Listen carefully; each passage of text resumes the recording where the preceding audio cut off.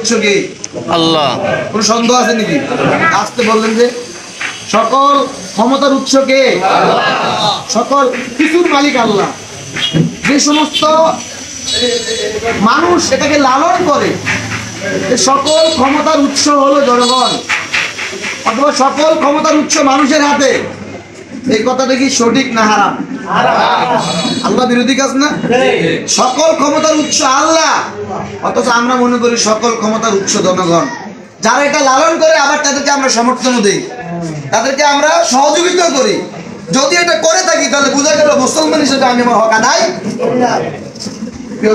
আমার জায়গাকে আমার পরিবর্তন করতে হবে, আমার মুসলমানিত্বের জায়গাটাকে আমার স্পষ্ট করতে হবে। আমি মুখে দাবি করবো মুসলমান, কাজে পরিণত করবো না, এটা তো মুসলমান নয়।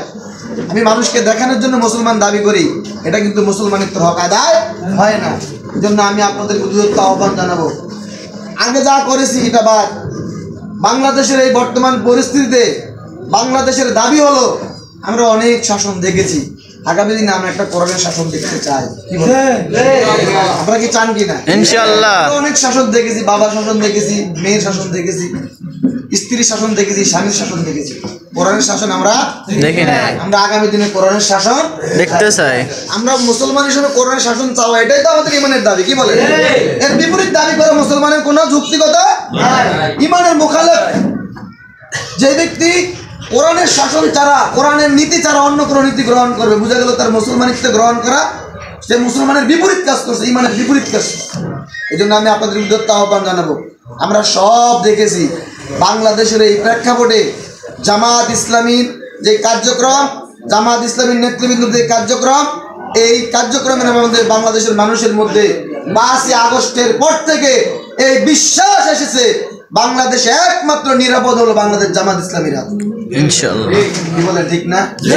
এই জন্য আমাদেরকে কি করতে হবে? জায়গায় জায়গায় সৎ নেতৃত্ব প্রতিষ্ঠা করার জন্য এখন থেকে আন্দোলন চালিয়ে যেতে হবে। কারণ আপনাদের হাতে অনেক লোক আছে, আপনারা যদি এক একজনে এই কোরআনের দাওয়াত, দ্বীনের দাওয়াত মানুষের কাছে পৌঁছে দেন, তাহলে আমাদের কাজটা কি হবে? সহজ হবে। আগামী দিনে প্রত্যেক জায়গায় সৎ নেতৃত্ব প্রতিষ্ঠার মধ্য দিয়ে আমরা আগামী দিনে বাংলাদেশকে কোরআনের শাসনে সাজাতে চাই। এই জন্য আপনাদের সহযোগিতা প্রয়োজন, আপনাদের সহযোগিতা আমাদের একান্ত বেশি প্রয়োজন। আজকে আমি ইফতার মাহফিল থেকে আপনাদের কাছে একটা আহ্বানই করলাম, সেটা হলো প্রত্যেক মানুষকে বোঝানোর চেষ্টা করবেন ভোট একটা আমানত, এই আমানতকে সঠিক পাত্রে দান করেন। আপনার ভোট দিয়ে যেন কোনো চোর, ডাকাত, বাটপার নির্বাচিত না হয়। আপনার ভোটের মাধ্যমে নৈতিক সম্পন্ন, চরিত্রবান সম্পন্ন, তাকওয়া সম্পন্ন একজন লোক, এটাই রমজানের দাবি, তাকওয়া সম্পন্ন একজন লোক নির্বাচিত হয়, এই ব্যক্তির দ্বারা জনগণের সম্পদ তছরূপ হবে না। প্রিয় ভাই আমার, আগামী দিন আমরা কোরআনের শাসনকে প্রতিষ্ঠার আন্দোলনে সম্পৃক্ত হয়ে নিজেকে উজাড় করে দিব। আমাদের বানিয়ে জামাত বলেছেন, এই দেশে ইসলাম কায়েম করার জন্য একজন উম্মাত দরকার, পাগল দরকার। কোন পাগল?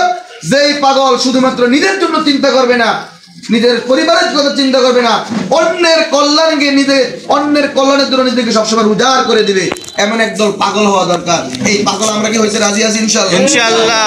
অন্যের কল্যাণে কাজ করবো আজীবন, এমন পাগল যদি হতে পারি, বানিয়ে জামাত মাওলানা মুওয়াজ্জির রহমতুল্লাহ যে কথা বলেছেন, এই পাগল যদি আমরা হতে পারি, এই দেশে আগামী দিনে যেমন সকাল ও সত্য ইসলাম কায়েম হবে, তো ইনশাআল্লাহ সত্য কথা বলেন, ঠিক কিনা? এই উদাত্ত আহ্বান জানিয়ে সকল ঘরে ঘরে দিনের দাওয়াত পৌঁছে দিবেন। আমাদের আমির সাহেব মাস্টার রুহুল আমিন ভাই অসুস্থ, আগামী দিনে যিনি আমাদের এমপি প্রার্থী, এই রুহুল আমিন ভাইয়ের দাওয়াত প্রত্যেকের ঘরে ঘরে পৌঁছে দেওয়ার উদাত্ত আহ্বান জানিয়ে আমি আমার সংক্ষিপ্ত বক্তব্য শেষ করছি। আসসালামু আলাইকুম।